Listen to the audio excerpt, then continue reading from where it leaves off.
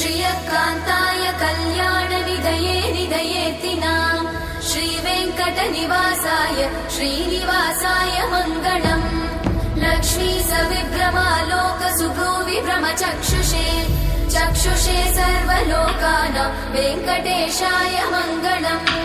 श्रीवेङ्कटाद्रिशृङ्गाग्रमङ्गलाभरणाङ्गये मङ्गलानां निवासाय श्रीनिवासाय मङ्गलम्। सर्वावयव सौन्दर्य सम्पदा सर्वचेतसां सदा सम्मोहनायास्तु वेङ्कटेशाय मङ्गलम्।